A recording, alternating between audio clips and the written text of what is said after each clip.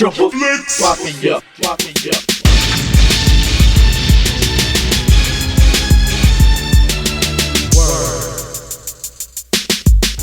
Yo, yo, yo, it's the Viz, Triple Flix Mafia, here to do the next Top 5 Countdown. This month we are talking about popular video, VHS video rentals that we used to always get as a kid. I know, very random. Tony came up with this one. I think it's a great topic because it will give a variety of answers. But this is also going to be the first countdown that we've done that isn't strictly horror. This kind of opens up, the answers to, all movies, which I'm kind of relieved by because I feel like I was getting to a point with those top fives where if you're talking about movies you like, I feel like between the three of us, like some of the same movies were being talked about, or you didn't want to talk about a movie again, because you've already talked about it in previous videos. So now we can finally open it up and talk about a little bit more of a variety. And with this topic, definitely going to be a variety because, as kids, there's just no telling, what you're watching and what you're into and this and that. It usually brings up a pretty good variety of answers. So, number one, this is a movie that I used to always just walk by. I didn't really know much about it. Obviously, I knew what it was.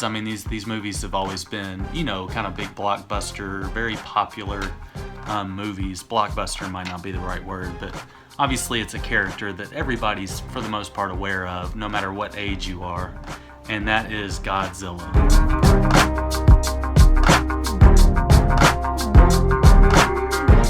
Something about this cover art always intrigued me when I was little, especially out of all the Godzilla cover art. I don't know, he just looks awesome in that cover art. Now this is a bootleg I bought a long time ago, probably 5-6 years ago. It's just on a regular DVD-R. It did get a Blu-ray a couple years ago, which I had the Blu-ray, and I could say this, watching this movie as an adult, that's why I still don't have the Blu-ray. It was awful. It was so bad. But for some reason as a kid, I was always drawn to this movie. Not really just because the movie was any good. I can only imagine little kid Jordan watching this and just how I processed this movie. But really, just because of that picture. And that's really the only reason I've kept this bootleg. Obviously, this isn't a movie that I can really sell. And I had that Blu-ray, and for some reason I kept this while I had the Blu-ray. Ended up selling the Blu-ray because I would never watch the movie again. But I don't know, I just feel like this needed to be on the list because we all know what it's like. You go and you rent a movie strictly based off the artwork, had nothing to do with the movie. I just remember standing in the store, and it wasn't even a Blockbuster. It was just some random video store, I don't remember the name of it, that we always went to. And I would just stand and look at this cover art. And there was the King Kong one that I looked at as well. It's the one where he's in the city. I want to say he's holding a train in the air.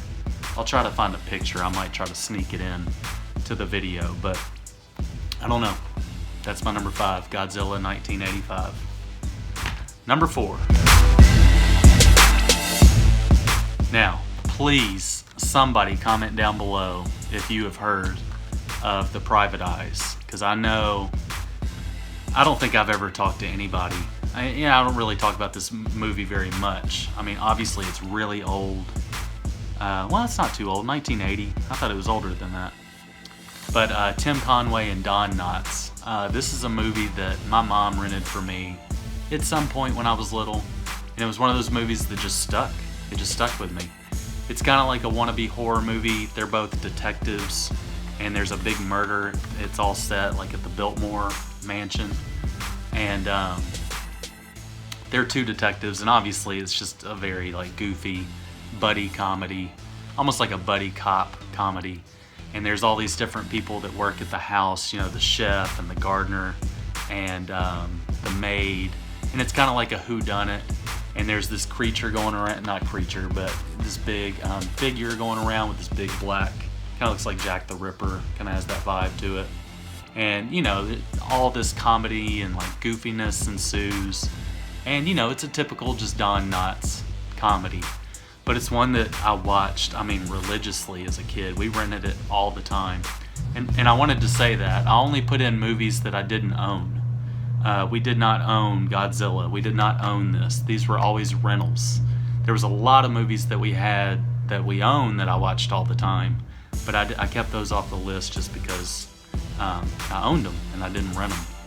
So yeah, number 4, Private Eyes. Anybody else seen this? No? I can't believe it has a Blu-ray. Crazy, it has a Blu-ray. But yeah, I don't know if you're into like the goofy Don Knotts, Tim Conway type of humor. I recommend it. It's very dumb, but it brought in a lot of inside jokes with me and my brother and me and my mom. It's one we quote, you know, time to time. So yeah, Private Eyes. Number 3. Ernest Scared Stupid. I mean, just the definition of cheese. Ernest was a big deal. You know, he put out like tons of movies. This is really the only one that ever stuck with me. I don't know. Maybe it's just the setting of it. I liked all the kid characters. I just think it's the funniest one. I think it's the most well-made Ernest movie. I don't co-sign Ernest Scared Stupid. I know a lot of people like that one.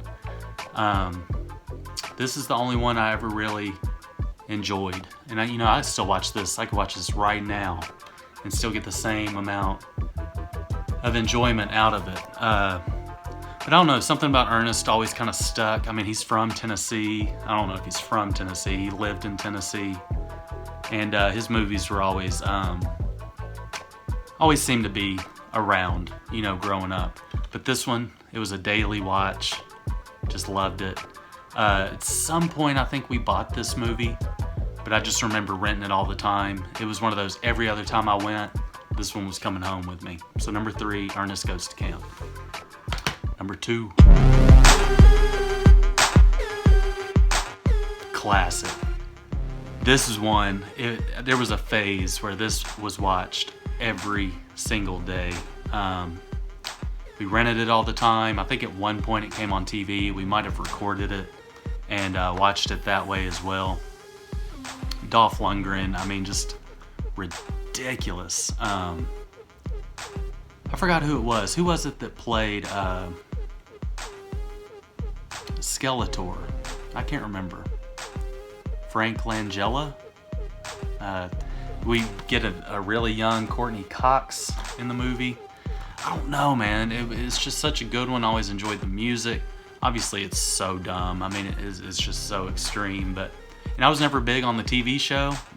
We had some He-Man toys when I was little. But the movie was the thing that always kind of stuck with me. It's interesting that we're getting a remake here pretty soon. I think it was supposed to come out in December. I don't know if that's still happening or not, but you know, I'm not like a hardcore Masters of the Universe fan. I'm just a big fan of this movie. I believe it was 89 came out. I want to say it was 89. 87. There it is. 87. So I was 4 years old when it came out. I don't think I really watched it though until I was 6 or 7, somewhere in that ballpark. But anyways, number 2, Masters of the Universe, one of my favorite childhood classics, one of my favorite rentals. Number 1.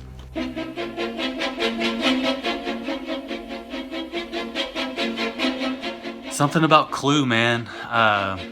My older brother liked this movie a lot. We did eventually buy it, but I just remember renting it 3 or 4 times, you know, here and there, and always watching it with him. And then eventually we did buy it. I think it was after we bought it where I just started watching it just nonstop. But I think it's just one of the best kind of whodunit mystery comedies out there. I think it still kind of holds up today. There's just something about the setting. I have the vinyl of the score of this. I love the music to it. Just such a great movie. just beginning to end. Tim Curry kills it, obviously. I really like it's Mr. Green, I believe. He's really funny in it. A lot of really funny characters.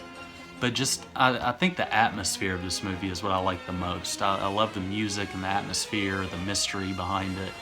And the comedy works too. But there's just something about the vibe of it that always clicked with me. It's weird. It was hard to put these in order. But I think out of all the movies, Ernest Goes to Camp, kind of different categories, just stupid and cheesy. I think this is, the better rewatch out of all of them to me.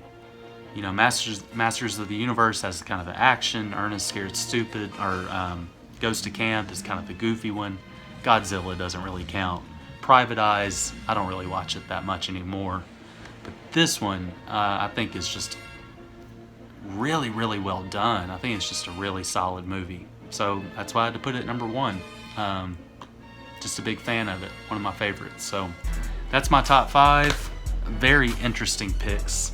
Very different than doing a horror top 5. But hope y'all enjoyed this. Please comment down below. Let us know some of your favorite rentals as a kid from Blockbuster or wherever you rented them from.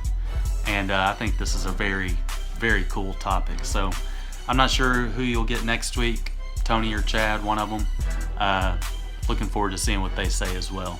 Hope y'all enjoyed this. Comment down below. Let me know what you think. Hit that thumbs up button. Hit that dinger. Just do it all. And we'll talk to y'all later. It's the Viz, Triple Flix Mafia.